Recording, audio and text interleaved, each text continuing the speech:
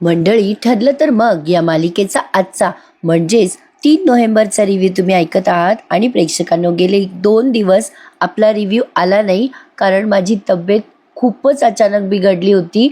मला एवढी सर्दी आणि खोकला झाला होता की माझा आवाजच बाहेर निघत नव्हता. म्हणजे आता तरी मी छान व्यवस्थितपणे बोलू शकते. काल दुपारपासून थोडं थोडं मला बोलता येतंय, नाहीतर मी अक्षरशः घरात सुद्धा हातवारे करून बोलत होते कारण माझा आवाजच निघत नव्हता. आता बऱ्यापैकी तब्येतीत सुधारणा आहे. तुम्हा सगळ्यांच्या आशीर्वादामुळे आणि प्रेमामुळे मला हे बळ मिळतं प्रेक्षकांनो, नाहीतर लिटरली मी अजून 4-5 दिवस उठलेच नसते. दुखणं कसं उलटलं काय मला काहीच कळलं नाही, पण दुखणं मात्र अत्यंत भयंकर होतं आणि खूप भयंकर फेस केलंय मी गेल्या 2 दिवसामध्ये. पण आता तब्येतीत सुधारणा आहे. तर आजचा ठरलं तर मग या मालिकेचा रिव्ह्यूला सुरुवात करते आणि रेग्युलर रिव्ह्यू देण्याचा प्रयत्न करते. तर सुरुवातीला मैनावती आणि सदाशिव दोघेही सायलीला बंडल मारतात की आम्ही खोटं बोललो, जे तोंडाला येईल ते बोललो. ते घरातून निघून गेले होते, सायली त्यांना घेऊन आली, पण त्यांच्या या कृत्यामुळे सायलीला आता त्यांच्यावर शंका यायला लागली आहे. इकडे नागराज या सुभेदारांच्या घरात शिरलाय आणि प्रियाचा मोबाईल त्याने उचललाय तो व्हिडिओ डिलीट करण्यासाठी. सोबत तो हॅकर पण आणलाय गाडीत. त्या हॅकरला तो म्हणत असतो, अरे शोध रे बाबा, व्हिडिओ शोध. आता तो हॅकर म्हणतो, अहो शोधतोय हो, थांबा जरा. नागराज म्हणतो, अरे बाबा लवकर शोध. त्या प्रियाच्या लक्षात आलं ना की तो मोबाईल तिच्याकडे नाहीये, तर ती अख्खं घर डोक्यावर गेली, लवकर शोध. तर प्रेक्षकांनो, मध्येच त्यांनी आता हा साक्षीचा सीन दाखवलाय. 2 दिवसात विशेष तर काही घडलं नाही, पण साक्षीने अस्मिताचा नवरा गट्टम केलाय. म्हणजे अस्मिताचा नवरा आता साक्षी सोबत फ्लर्ट करताना आपल्याला दिसणार आहे. साक्षी या सीन मध्ये त्याच्याशीच बोलताना दाखवली आहे. साक्षी म्हणते, तू येतोयस, वाव ग्रेट. अरे एवढे दिवस आपण ऑनलाईनच बोलत होतो. ओ अच्छा, मला सुद्धा बघायचंय की फोटोत इतका हँडसम दिसणारा आणि बोलताना मध्ये मध्ये थोडं फ्लर्ट करणारा हा माझा नवीन मित्र कसा आणि कसा दिसतोय. ओके, अरे बस माझं एवढं कौतुक करू नकोस रे. अरे तू कुठे प्रत्यक्षात भेटलायस मला. अरे प्रत्यक्षात भेटणं आणि ऑनलाईन भेटणं फरक असतो, आणि तसंही ऑनलाईन खूप फ्रॉड होतात ना. आणि आय एम शुअर आपली पहिली भेट एक्साइटिंग असावी. चल बोलते नंतर, बाय. असं साक्षी आता फोनवर बोलतीये. अस्मिताचा नवरा असा कदाचित असावा अशी मला शंका होतीच, कारण अस्मिता कायम माहेरीच पडून असते ना, त्यामुळे तिचा नवरा बाहेर खेळली असणार याची जरा कल्पना आली होती मला. आता तो डायरेक्ट साक्षीच्या गळ्याला लागलाय. साक्षी पण भारी टाइमपास करते हा. नाव बदलून तिला हेच सगळं करायचं होतं वाटतं. असो, तर आता पुढे बघा. हा जो हॅकर आहे ना, तो प्रियाच्या मोबाईल मधला तो व्हिडिओ अक्षरशः सापडवतो बिचारा आणि म्हणतो, हे बघा सापडला. आता नागराज म्हणतो, अरे वा सापडला का, बरं झालं. आणि मग नागराजला तो विचारतो, हा व्हिडिओ आहे का तो. मग नागराज म्हणतो, अरे हाच आहे ना व्हिडिओ, कर कर डिलीट कर. आता त्या हॅकरने तो व्हिडिओ डिलीट केलाय. नागराज म्हणतोय, कायमचा डिलीट झाला पाहिजे हा. चल पटकन आवर, झालं का. आता तो हॅकर म्हणतो, हो झालं साहेब एकदाचं. नागराज म्हणतो, हा आता बस व्हिडिओवरनं धमक्या देत. आता कायमचा व्हिडिओ डिलीट केलाय मी या प्रियाच्या मोबाईलमधनं. आता मी फोन इथेच फेकून देतो, म्हणजे प्रियाला वाटेल तिच्या हातून फोन चुकून पडलाय. आता नागराज फोन फेकणार, तेवढ्यात प्रियाचा हात असा गाडीच्या समोर येतो. प्रियाला पाहिल्या आधी तर थोडासा नागराज घाबरलेला दाखवला. प्रिया म्हणते, झाला का तो व्हिडिओ डिलीट करून. झाला असेल तर द्या माझा फोन. अहो द्या हो काका, माझा फोन द्या. नागराजने चुपचाप प्रियाला फोन दिलाय.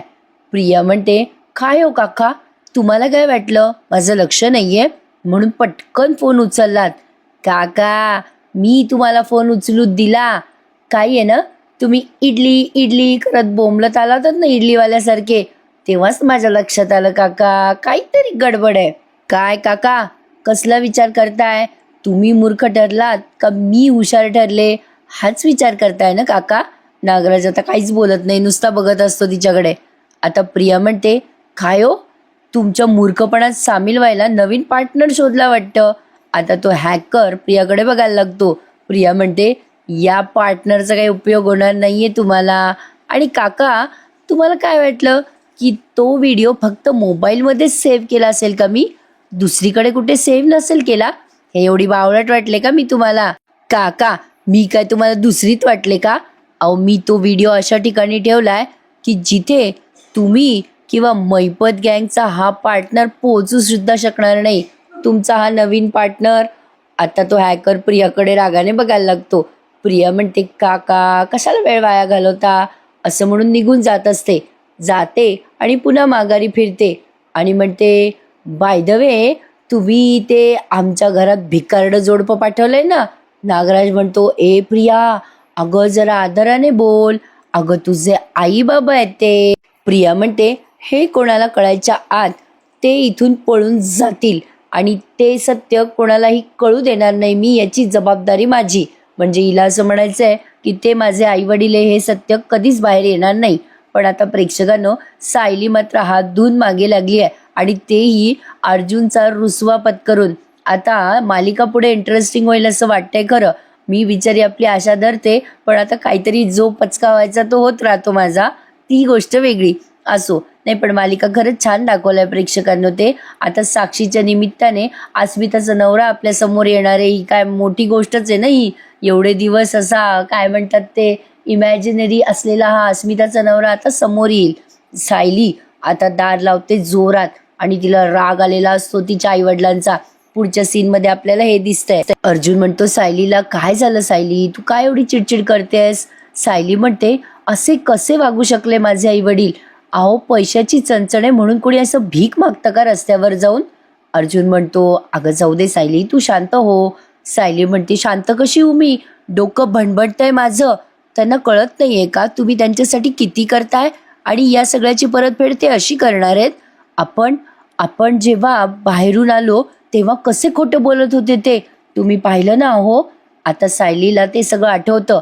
म्हणजे हे दोघं जण जेव्हा घेऊन येतात या मैनावती आणि सदाशिवला घरी, तेव्हा पूर्णाजी नाही पण कल्पनाताई आणि प्रतापरावांशी हे दोघे जण खूप खोटं बोलतात आणि काही पण बंडल मारतात, जे तोंडाला येईल ते बोलत राहतात. सायली म्हणते, अहो बारीक सारीक तपशील सुद्धा खोटे पद्धतीने दिला त्यांनी. अहो बघा ना, आपले आई बाबा काळजीने विचारत होते, पण माझे आई वडील खोटं बोलायचे थांबतच. अहो मला एवढं मेल्याहून मेल्यासारखं होत होतं, तुम्हाला काय सांगू. अर्जुन म्हणतो, हो सायली मला पण कळतंय ग, ते दोघं डिटेलमध्ये खोटं बोलत होते ग. नाही म्हणजे तुझे आई बाबा असे कसे वागू शकतात ना. आता सायली म्हणते, हो मला त्यामुळेच हे सगळं सहन नाही होते. अहो पाडव्याच्या दिवशी सुद्धा त्यांनी तेच केलं. आता सायलीला ते सगळं आठवतं. पाडव्याच्या दिवशी मैनावती ते कुलपेचं खोटं बोलली ना, ते सायलीला कळलंय. म्हणजे मैनावतीने ती कुलूप पिनेनी उघडली हे सायलीने सुद्धा पाहिलं होतं. सायली आता अर्जुनला ते सगळं आठवून सांगते की अहो मला कळलं होतं त्या दिवशी माझ्या आईने कुलपेने, म्हणजे ते कुलूप होतं ना ते पिनेने उघडलं होतं. त्या दिवशी मी तुम्हाला सांगितलं नाही. अहो मला वाटलं जाऊ द्या, आईला गरज आहे पैशाची म्हणून मी दुर्लक्ष केलं, पण तिने ती थाप जी मारली ना मला अजिबात पटलेली नाहीये. आणि अहो तिने प्लास्टरच्या बाबतीत जी थाप मारली होती तीही मला पटली नव्हती. आता वरचे वर सतत खोटं बोलणं कसं सोडायचं आपण, सांगा ना. मला हे बिलकुल पटत नाहीये. तुम्ही काहीतरी बोलता का, तुम्ही गप्प का बसले आहात.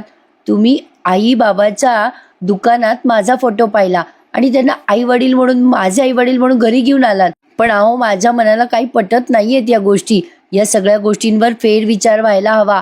आता मला असं वाटायला लागलंय. अर्जुन तिच्याकडे बघतच राहतो. सायली म्हणते, मला तर आता अशी शंका आहे की. अर्जुन म्हणतो, कसली शंका. सायली म्हणते, मला शंका आहे की सदाशिव आणि मैनावती खरंच माझे आई बाबा आहेत का हो. अर्जुन आता त्याला जरा टेन्शन आलंय, कारण त्याने DNA केलाय ऑलरेडी, हे त्याने सायलीला सांगितलं नाही आणि आता मात्र त्याला ते सत्य सायलीला सांगावं लागतंय. अर्जुनला ते आठवतं आणि आता अर्जुन सायलीला पटवायचा प्रयत्न करतो की तू असा विचार करू नको. आधी तर त्याला भीती वाटते आणि DNA विचार तो करतो आणि मग तो सायलीला म्हणायला जातो की बायको, अगं तू हे असा विचार का करतेस, असा विचार करून तू स्वतःला त्रास करून घेतेस. सायली म्हणते, अहो त्रास तर मला होतोच आहे, पण या शंकेचं निरसन मी कशी करू. अर्जुन म्हणतो, हो सायली, मला तुझ्या आईवडिलांचं बोलणं वागणं नाही पटत कधी कधी. अगं त्यांची गरिबी आपण बघतोय ना सायली, त्यांना 4 मुलींना मोठं करावं लागलं. पैसा काहीही करायला लागतो अगं माणसाला, आपल्याला माहिती आहे ना. पण त्यातनं, आता सायली म्हणते, हो त्यातनं काय, अशा चैनीच्या वस्तू मागायच्या का त्यांनी. अहो रस्त्यावर जाऊन भीक मागायची त्यासाठी खोट्यावर खोटं बोलत राहायचं का त्यांनी? आता अर्जुन म्हणतो, अगं सायली, तूच म्हणाली होतीस ना पटकन कोणाला असं जज करायचं नाही, बेनिफिट ऑफ डाऊट द्यायचा असतो. अस्मिताईचंच बघ, आपली अस्मिताई आधी किती वाईट वागायची, ती स्वतः चोरी करायची आणि तुझ्यावरती ब्लेम टाकायची. म्हणून काय मी असं म्हणालो का की ती माझी बहीण नाही आहे? सायली म्हणते, अहो अस्मिताताईंची गोष्ट वेगळी आहे. अहो भलेही त्या माझ्यावर चिडलेल्या असल्या तरी त्या कधी मला परक्या नाही वाटल्या.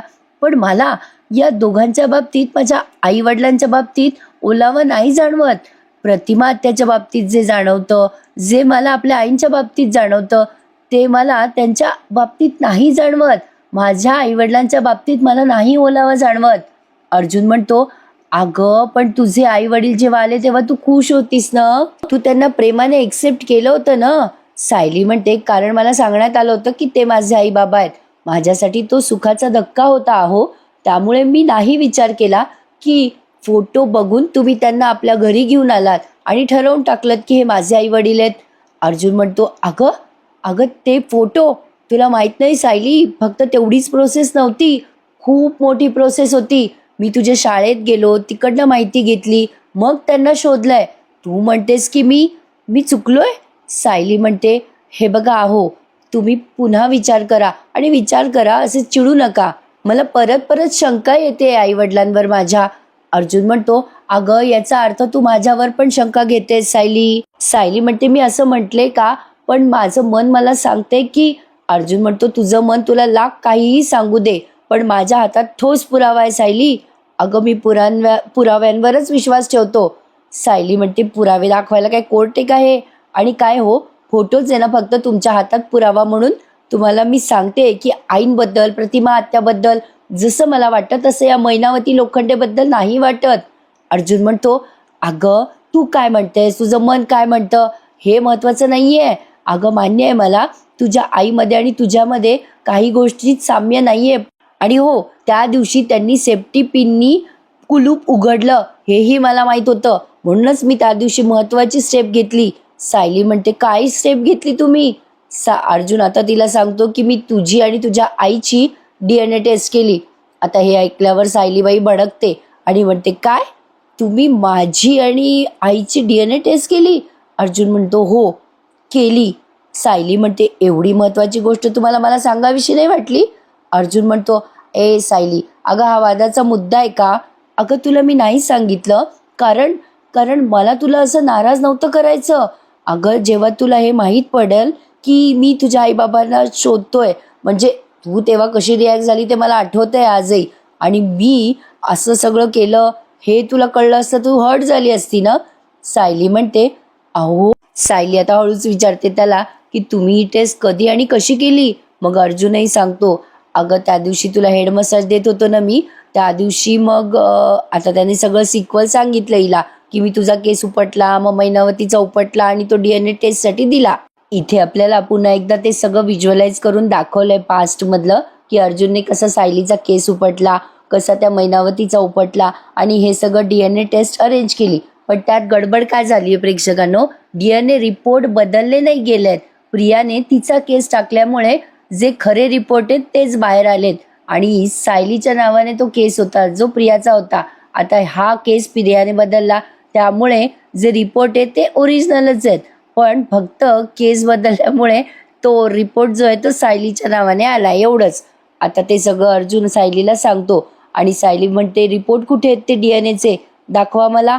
आता सायलीने गडबडीने ते रिपोर्ट अर्जुनला मागितले. अर्जुन जवळजवळ हातातच घेऊन फिरत होता ते रिपोर्ट. आता त्याने सायलीला ती दाखवले रिपोर्ट. सायली ते रिपोर्ट बघत म्हणते, बापरे, बघू काय रिपोर्ट आलेत? अर्जुन म्हणतो, तुझे आणि तुझ्या आईचे DNA मॅच झालेत. सायली हे ऐकते आणि तिच्या पायाखालची जमीनच सरकते आणि तो DNA रिपोर्ट सुद्धा तिच्या हातून पडतो. आता बघा प्रेक्षकांनो, सायलीने रिपोर्ट जरी वाचले तरी आता ती अगदी हातपाय धुवून त्या मैनावती आणि सदाशिवच्या मागे लागणार आहे बरं का.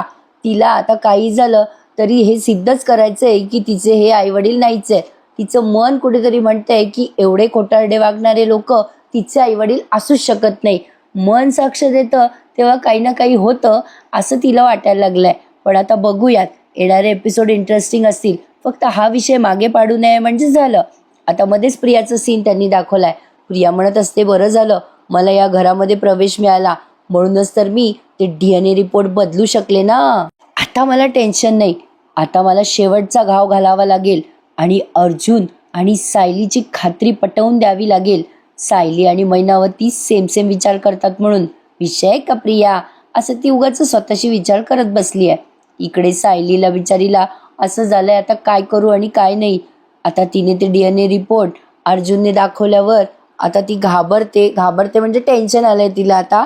अर्जुन म्हणतो, अगं सायली, तुला किती वाटत असेल की तू त्यांची मुलगी नाही आहे, तरी सायंटिफिकली प्रूव्ह झालंय की तू त्यांचीच मुलगी आहेस. अगं सगळेच मुलं आईवडिलांसारखे नसतात सायली, त्यामुळे तू त्यांच्यासारखी नाही आहेस, तू जरा वेगळी आहेस. सायली, तू आता मान्य कर की तू त्यांची मुलगी आहेस. आणि अगं सायली, मी तरी कुठे 100% माझ्या वडिलांसारखा आहे. अगं तू बघ ना, माझे डॅड कसे शांतपणे सगळं सॉर्ट आउट करतात, मी तसं नाही आहे गं. अगं अस्मिताई आणि अश्विन हे दोघे सुद्धा मम्मा डॅड सारखे नाही आहेत. अगं तुझा जन्म लोखंडेच्या फॅमिलीत झालाय, पण तुझा सांभाळ मधुभाऊंनी केलाय, म्हणून तू एवढी चांगली झालीस. म्हणजे तुझी आणि तुझ्या आईबाबांच्या गोष्टी मॅच होत नाहीस. हे बघ सायली, तुझ्या मनातल्या सगळ्या शंका काढून टाक आणि तू आता एक्सेप्ट कर की तेच तुझे आई वडील आहेत. आता तो खाली पडलेला DNA रिपोर्ट अर्जुन उचलतो आणि तो बघून म्हणतो, हे बघ सायली, तुला किती वाटत असेल तरी आता एक्सेप्ट कर की हेच दोघे तुझे आई वडील आहेत. सायली म्हणते, नाही नाही, माझा अजूनही यावर विश्वास नाही बसत आहे. अहो मला वाटायला लागलं होतं की हे माझे आई वडील नाहीच आहेत, आणि त्या बाबतीत तुम्हाला काहीतरी पुरावा शोधायला मी सांगणारच होते, पण पण आता हा हातात जो पुरावा आलाय तो तर काहीतरी उलटच सांगतोय. अर्जुन म्हणतो, सायली आता आपण काही करू शकत नाही. सायली म्हणते, अहो पण हे रिपोर्ट चुकीचे असू शकतात ना, अहो कधी कधी विज्ञान चुकू शकतं. सायली आता अर्जुन जवळ जाते आणि त्याला म्हणते, तुम्हीच म्हणाला होतात ना की आपल्या डोळ्यासमोर जे ते खरं नसतं. आपल्या केसच्या बाबतीत पण असं झालं होतं ना, आधी खरे ठरलेले पुरावे मग खोटे ठरले. अहो कशावरून हे DNA रिपोर्ट खरे असतील, कशावरून सांगा ना, कशावरून. अर्जुन चिडून म्हणतो, अगं शांत बस सायली, अगं तू फक्त स्वतःच्या मनाची समजूत घालतेस. सायली म्हणते, हो पण माझं मन मला सांगतंय ना की हे माझे आई वडील नाहीये, आणि सतत जी गोष्ट माझ्या डोळ्यासमोर येते तिच्याकडे मी दुर्लक्ष करणार नाही आहो. हे बघा, मला माझ्या मनाचंच ऐकायला हवं आणि मी हे सिद्ध करेलच की हे माझे खरे आई बाबा आहे का नाही हे शोधून मी काढणार. अर्जुन आता चिडतो बरं का आणि म्हणतो, म्हणजे तुला मी चुकीचा वाटतोय ना, तुझ्या मनाला जे वाटतंय तेच खरं आहे, तुला जे वाटतंय तेच खरं आहे. बरोबर आहे, ठीक आहे, तर मग तुला जे वाटतं तेच कर, असं तो म्हणतो आणि झोपून जातो. म्हणजे राग झोपून जातो. तुला काय गोंधळ घालायचा आहे घाल बाई, हे DNA रिपोर्ट काय चुकीचे आहे का असं त्याला म्हणायचं आहे. आणि आता ते वाद न घालण्यापेक्षा त्याला असं वाटलं की आता चुपचाप झोपून जावं, हिला काय करायचं ही करणारच आहे, आपलं काही ऐकणार नाहीये, त्यामुळे वाद घालण्यात अर्थ नाहीये, असा सेन्सिबल निर्णय तो घेतो आणि बिचारा पडून राहतो. पण आता सायली पहाटे त्याला परेशान करते बरं का. अर्जुन झोपल्यावर सायली ठरवते की आता या गोष्टीचा छडा लावायचा. इकडे प्रिया सुद्धा कामाला लागली आहे. पुढच्या सीनमध्ये प्रियाच दाखवली आहे. प्रिया विचार करत असते, मी जेव्हा सिद्ध करायला जाते, प्रयत्न करते की मैना आणि सदा सायलीचेच आई बाबा आहेत, पण तेव्हा ते माझ्यावरच उलटत राहतं. नाही, त्या DNA रिपोर्टमुळे माझं 90% काम झालंय, पण उरलेले 10% सुद्धा संशय नाही आला पाहिजे. मला काहीतरी करायला हवं त्यासाठी. काय करू बरं, काय करू म्हणून विचार करते आणि एक लेटर पॅड घेते आणि त्या लेटर पॅडवर काहीतरी लिहायला लागते. आता तिने काय उपद्व्याप केलेत ते या सीनमध्ये काही कळलं नाहीये बरं का प्रेक्षकांनो. आता आपल्याला येणाऱ्या सीनमध्ये कळेल की हिने कसली चिठ्ठी लिहून ठेवली आणि काय केलंय. आता ते तिने सगळं लिहिलंय आणि फाडून तिने ते हातात घेतलंय आणि विचार करतीये की आता येणार मजा. ही चिठ्ठी आता त्या मिस्टर आणि मिसेस भिकाऱ्यांपर्यंत पोहोचवायला हवी. चिठ्ठीत काय लिहिलंय ते काही आपल्याला अजून कळलं नाहीये बरं का. आता या अर्जुन रावांनी काल राग झोपेचा पर्याय निवडला, त्यामुळे सकाळी त्यांच्या जरा पश्चातापाची वेळ आली आहे. सकाळी सायली उठते आणि आता अर्जुनला काही तिला झोपू द्यायचं नाहीये, त्यामुळे ती त्याच्या अवतीभोवती फिरत असते आणि मुद्दाम चादर झटकते, असा जरा आवाज होईल म्हणून त्याची झोप डिस्टर्ब करते, कपाट उघडते, जोरात लावते.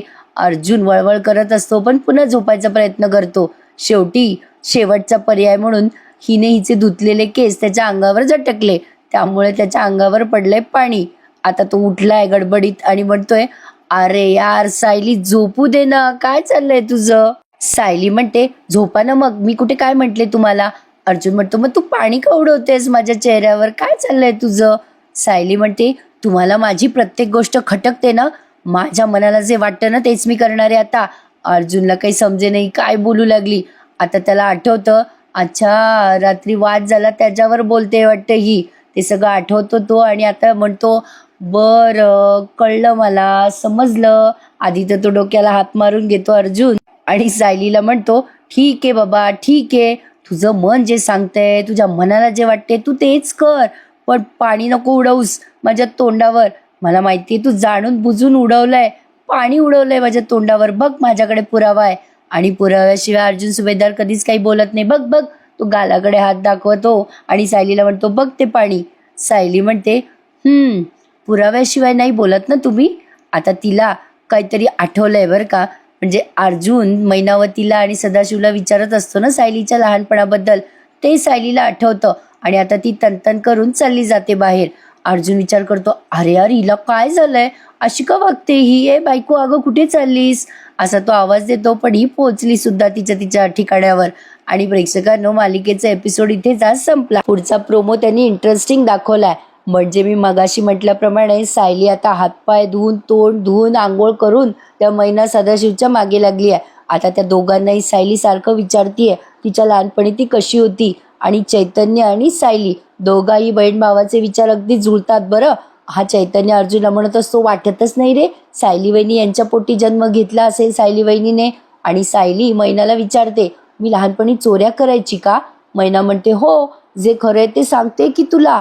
आता सायली या गोष्टीचा अगदी छडानछडा माहिती घेणार आहे बरं का प्रेक्षकांनो. आता ती सारखी सदाशिव आणि मैनाला विचारत राहते तिच्या लहानपणाबद्दल. आणि सदाशिव आणि मैना सांगताना जरा हुकतात. मग सायली लगेच त्यांच्या चुका काढते आणि म्हणते, आई तू तर मला म्हणाली होती की मी 7 वर्षाची असताना हरवले, आणि बाबा म्हणाले की मी 5 वर्षाची असताना हरवले. सायलीला शंका आल्यामुळे आता सदाशिव आणि मैना दोघेही गडबडलेत बरं का प्रेक्षकांनो. काय वाटतं तुम्हाला, सदाशिव आणि मैनाला कळेल का की सायली आपली मुलगी नाहीये? माझा असा अंदाज आहे की बहुतेक त्यांनाच आधी कळावं, कारण प्रिया त्यांना सांगू शकते. कारण नेहमीप्रमाणे सायली जेव्हा विचारतीये ना या मैनावतीला, तेव्हा प्रिया कान देऊन तिथे उभी असते. बघूयात, येणाऱ्या भागामध्ये क्लिअर होईलच. प्रेक्षकांनो, तुम्ही दिलेल्या आशीर्वादामुळे आणि प्रेमामुळे मी आज उभी राहिली आहे. लिटरली सांगते, यावेळेचं दुखणं ना काहीतरी वेगळं होतं. मला सुद्धा 2 दिवस करमलंच नाही, तुमच्यासमोर रिव्ह्यू घेऊन आले नाही, तुमच्याशी गप्पा मारता आल्या नाही, फार कसं तरी होत होतं. आता माझी तब्येत छान होईल, मी छान आज तुमच्याशी गप्पा मारल्या ना, मला खूप भारी वाटतंय. पूर्ण बरं वाटलं ना, की नक्कीच एखाद दिवशी लाईव्ह येऊन गप्पा मारूयात. खूप दिवस झाले लाईव्ह आलेच नाहीये ना मी. नक्की लाईव्ह येऊयात आणि गप्पा मारूयात. आपल्या सिरियलच्या बाहेर जरा मस्त चर्चा करूयात. प्रेक्षकांनो, आजचा रिव्ह्यू आवडल्यास लाईक नक्की करा. जास्ती वेळ तुमचा घेत नाही. लाईक करा, शेअर करा आणि सबस्क्राईब करायला विसरू नका. उद्या भेटूयात पुन्हा एकदा. तोपर्यंत मंडळी, मी टेक केअर करते. धन्यवाद.